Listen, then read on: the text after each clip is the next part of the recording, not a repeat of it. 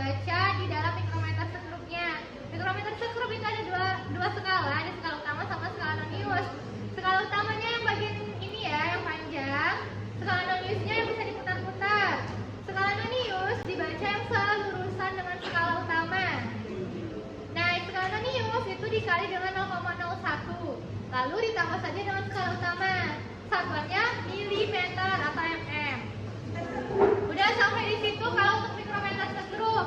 Kemudian seperti ini, yang besi kuning ini, jangan salah ukur. Kemudian di pengukuran, yang kedua teman-teman harus bisa menggunakan ukur yang namanya jangka sorong. Ini di jangka sorong ada 3 yang harus teman-teman ukur. Itulah gunanya teman-teman membawa gelas aqua bekas. Yang pertama yang harus diukur itu kedalamannya dulu.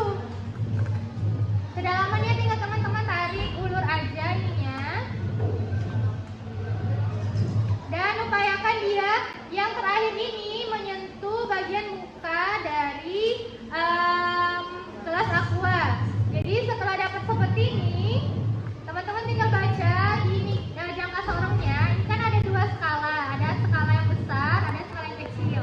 Yang besar yang bawah itu satuannya masih milimeter, harus dijadikan ke sentimeter atau dibagi 100 dan juga dikali dengan 0,01. Yang atasnya anggap saja skala nonius. Jadi yang bawah dianggap skala utama, yang atas dianggap skala nonius. Itu sama-sama dikali 0,01. Kalau nggak mau dikali 0,01 berarti dibagi 100. Satuannya itu harus sentimeter. Seperti itu ya. Jadi jangan salah kalau mikrometer, satuannya milimeter atau mm. Kalau jangka sorong itu sentimeter. Setelah teman-teman mengukur kedalaman tadi, teman-teman harus mengukur diameter luar. Diameter luar gunakan rang yang besar. Diameter luar boleh diukur seperti ini, boleh teman-teman mengukur seperti ini, terserah. Pokoknya menggunakan rang yang luar. Cara bacanya sama, tetap sama, ditambah aja. Yang bawah dan atas ditambah dikali dengan 0,01 atau 1 dulu dikali 0,01 baru ditambah, boleh. Setelah diameter luar, teman-teman wajib mengukur diameter dalam menggunakan rang yang satu lagi yang kecil. Seperti ini ya penggunaannya. Nah, seperti ini. Habis itu langsung dibaca. Jadi untuk jangka sorong ada 3 yang teman-teman harus ukur. Yang pertama kedalaman, yang kedua diameter luar, yang ketiga diameter dalam. Itu ya. Habis mengukur dikali 0,01 nggak beda satuan aja. Habis teman-teman menggunakan jangka sorong, selanjutnya itu teman-teman menggunakan penggaris. Itulah tadi saya minta teman-teman bawa penggaris. Penggaris ini teman-teman menggunakan media kertas. Yang diukur itu adalah panjang dan lebarnya. Kemudian diminta teman-teman mencari luas dari kertas ini. Kan di LKPD-nya atau di modulnya? Di modulnya ada ya, panjang, lebar, sama luas. Itu seperti biasa penggaris panjang. Tapi satuannya itu masih sentimeter. Teman-teman harus menjadikannya ke meter. Terserah, pokoknya kalau itu kan harus 2 kali, kalau ini kan cuma sekali bisa.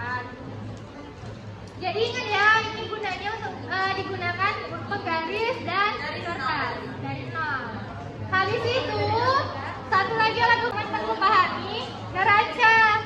Neraca ini namanya neraca Ohaus. Teman-teman harus mengukur 3 benda bulat yang ini, yang seperti ini, 3 buah benda. Diukur dulu. Kemudian setelah 3 buah benda ini, 2 buah benda yang silinder. Habis itu baru digabung.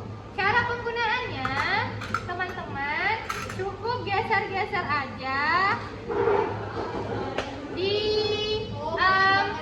kayak di tangan biasa. Cukup teman-teman geser sampai posisinya tuh diseimbang di 0 ya. Sampai posisinya seimbang seperti ini dengan cara menggeser-geser anak dari timbangannya. Tinggal nanti berapapun hasilnya, teman-teman tinggal tambahkan aja. Tambahkan, tapi ini satunya masih gram, harus dijadikan ke kilogram.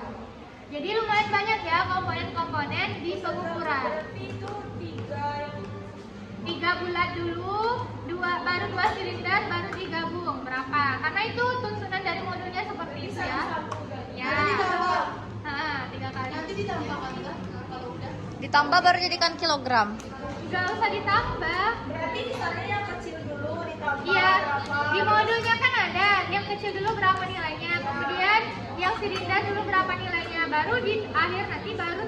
Oh, digabung. Jadi salah satu Di dulu. modul ada satu-satu. Yang digabung ditambah dengan data boleh, tapi kalau untuk melihat keakuratan perhitungan kita ujikan sekali lagi. Jadi ada 4 alat ukur yang perlu teman-teman pahami. Kemudian catatannya harus diukur menggunakan aturan angka penting atau bulatnya harus dibulat, misalnya 0,005 dapat hasilnya. Pembulatannya seperti apa? Sesuai dengan aturan angka penting. Kemudian satuannya juga harus satuan internasional. Seperti itu ya. Paham? Tadi yang sentimeter jadi bukan internasional. Sentimeter yang mana? Jangka sorong tidak apa-apa karena jangka sorong satuannya itu sentimeter. Jadi tetap Zara. Ya. Cuma yang ini kan grafik. Oke, ada pertanyaan? Jadi pegas yang teman-teman latihankan sekarang itu sudah rusak, tapi untuk latihan tidak masalah. Yang penting teman-teman tahu dulu penggunaannya. Kemudian ini namanya stiker perangkai, sudah dirangkai dengan penggantungnya. Ada. Jadi nanti teman-teman silakan cek sendiri alat dan bahannya. Saya hanya memberitahu yang mana alat-alatnya. Kemudian di sini teman-teman diminta untuk merangkai ya. Merangkainya seperti yang sudah Ustazah laksanakan ini. Nanti Ustazah tidak merangkai alat-alatnya, teman-teman sendirilah yang merangkai.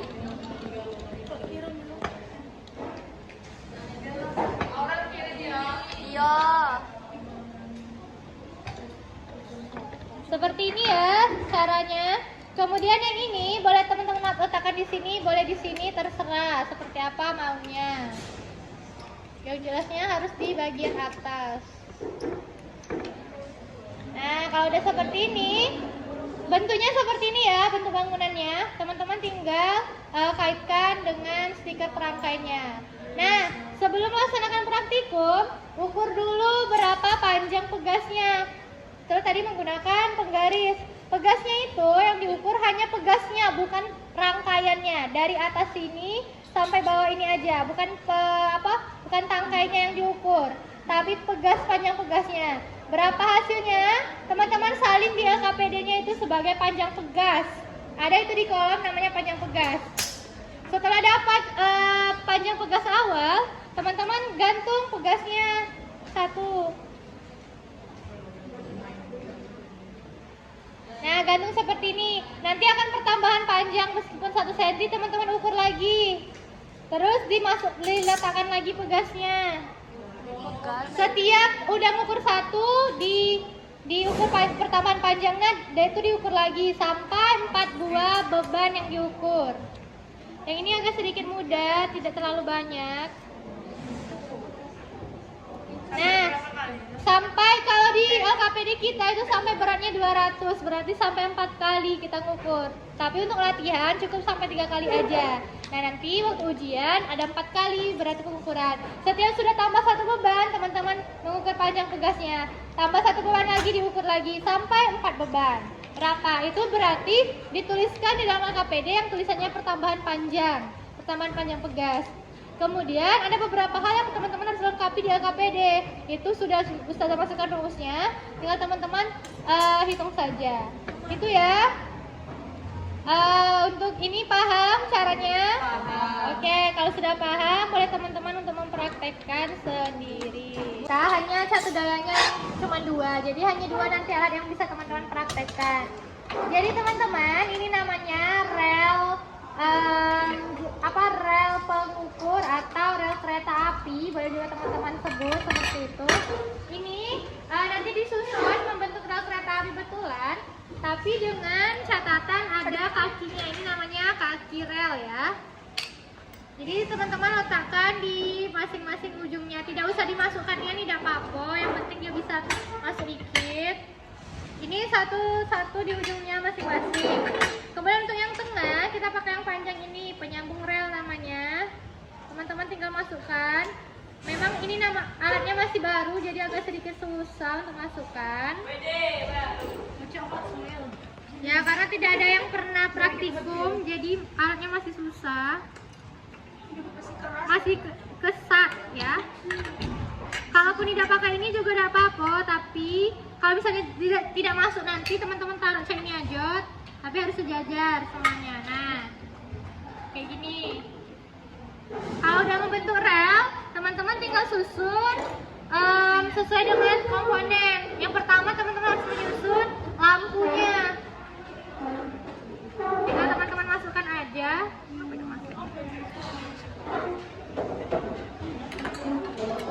Di sini ya, ditaruh di relnya.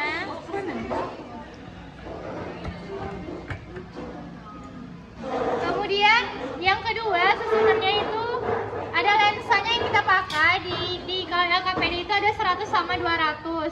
Tapi kita pakai yang 100 sama 300 aja. Pakai dulu yang 100 urutannya. Kita nanti 100 200. 100 300 karena alat kita cuma Ini ya, 100 sama 300. Ini namanya lampu, kemudian lensa 100. tombak ya, kan tombak. Habis itu kita pakai bendanya itu tanda panah ya. Kok timbul kalau dinding. Kemudian terakhir baru pakai lensa 300. Jadi urutannya ini lampu, kemudian 100, benda, tanda panah, baru yang 300. Dan ini meja optik namanya, taruh kayak gini nanti. Nah, di LKPD teman-teman diminta untuk menentukan jarak benda sama jarak bayangan. Jarak yang ini dari lampu ke benda itu jaraknya 10 cm. Jadi benda lampu dan lensa 100 itu 10 cm. Kemudian lensa dan benda itu sesuaikan dengan LKPD jaraknya berapa? 10 atau 20 dan seterusnya. Ini bisa digeser-geser. Kemudian setiap teman-teman menggeser, kalau di LKPD itu kan tidak salah 10, 20, 30 dan seterusnya ya. Kalau dia 10, misalnya ini kan 10. Kalau sudah 10 jarak benda dan jarak lensa pertama, maka yang ini digeser juga untuk mendapatkan hasil terbaik di meja optik. Nah ini posisinya yang merah itu di atas.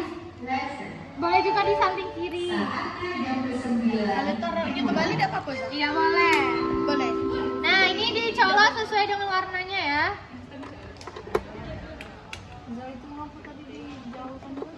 Nah teman-teman, tujuan praktek ini untuk mendapatkan bayangan yang jelas di meja optiknya. Jadi ini nih, setiap ketentuan di LKPD berapa jarak lensa 100 dengan benda, teman-teman harus mencari yang ininya juga digeser. Inilah yang disebut dengan jarak bayangan. Jarak lensa 300 dengan jarak benda itu jarak bayangan. Lensa 100 dengan benda itu namanya jarak benda. Lensa benda dengan lensa bayangan itu namanya jarak bayangan. Nah jadi ini digeser-geser terus untuk mendapatkan hasil yang sempurna. Ininya digeser. Antara lensa ini sama yang tengah sama ini harus sama 10 cm semua atau? Beda. Kalau yang ini aja yang tetap, yang ini dan ini itu tuh ada ketentuan di LKPD. Yang ini tinggal teman-teman geser-geser untuk mendapatkan bayangan yang bagus di sini. Tidak dia seujung manapun harus dapat yang bagus di sini. Fokus. Yang ada ketentuannya itu hanya yang di sini. Jadi yang ini adalah jarak bayangan, ini adalah jarak benda sesuai dengan LKPD kita. Itu ya. Berarti Zak ngitung 10-nya tuh gimana sesuai Yang ini yang 10. berarti disatuin. Dilihat, di sini kan ada nih tulisan-tulisan. Nah, ini harus ukurannya harus 10 cm. Berarti dekatnya dong Zak, kalau Iya, dekatnya. Seri Zak pas 10. Segitu Zak. Nah, ini Oh 10 segini cm. berarti Zak kalau 10-nya tuh angka 10 di tengah. 10-nya tuh harus di tengah-tengah lubangnya ini ya. Angka-angka yang terbaca itu harus di tengah lubangnya. Dari 0. Kemudian dari 0. Pokoknya dari yang paling belakang sini. Nah, yang di sini jaraknya sesuaikan dengan LKPD berapa? Lihat ya. Misalnya Ini. 20 ke 20 berarti 10 cm. Iya, kalau ke 20 berarti itu 10 cm.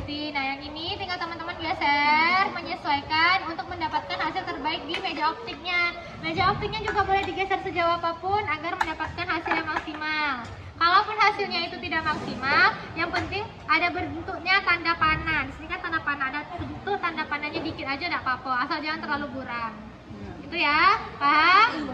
Nah, sekarang boleh teman-teman coba. Gimana Zak? Itu Coba itu. Gimana? Taruh dulu. Gimana coba?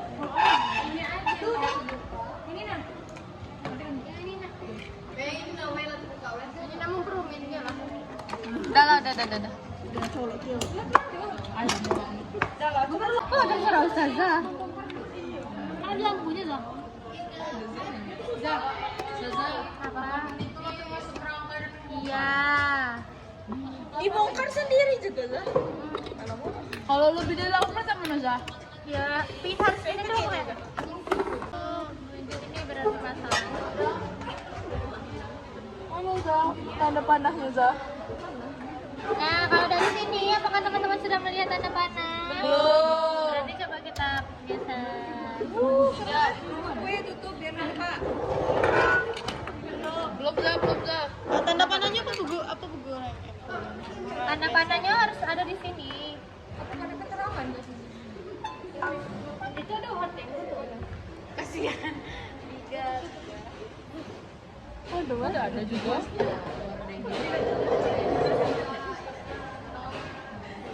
Oh, jadi yang tengah tuh nggak apa digeser-geser ya, Zah? Yang ini harus sesuaikan dengan ukuran di LKPD ya, nanti berapa? Misalnya 10, enggak ya? Misalnya 20.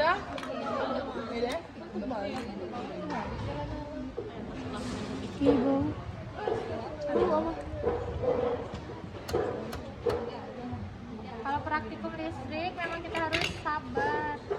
Zah, coba nama lebih dari 8 menit sama ini. Tidaklah. Mana Oh, ini tahu beda 100 sama lensa. 300. Coba lihat dulu lensa yang lain. Bolak-baliknya itu sama Zah.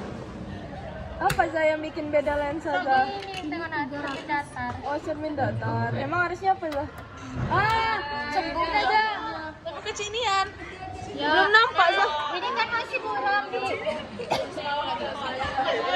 Coba Zah difokus di biar nampak tanda panah banget.